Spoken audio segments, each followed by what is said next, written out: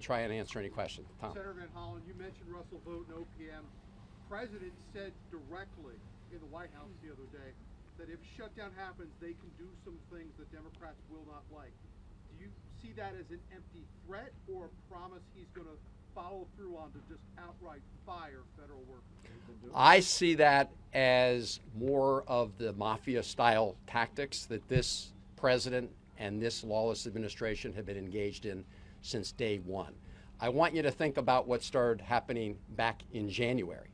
They started shutting down parts of the federal government. They just shut down the parts of the federal government they don't like. I mean, you have a Secretary of Education who says her mission is to close the Department of Education.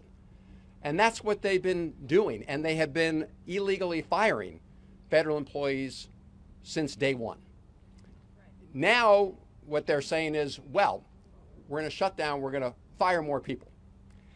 I want you to understand this on two levels. Number one, a shutdown gives President Trump no more authority to fire people than when we're not a shutdown. In fact, when you're in a shutdown, there are more restrictions on the president's ability to fire people. Now, of course, we're dealing with a lawless administration.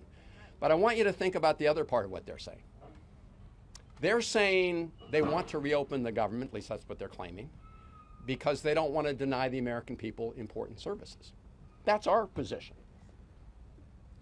And then at the same time, they're saying they're going to fire federal employees who provide the American people with important services, and they're going to do it permanently and permanently deny the American people those important services.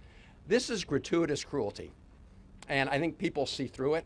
And I also think the American people will grossly resent a president who tries to use federal employees as his pawns and the American people as his pawns, because the American people will be the big losers.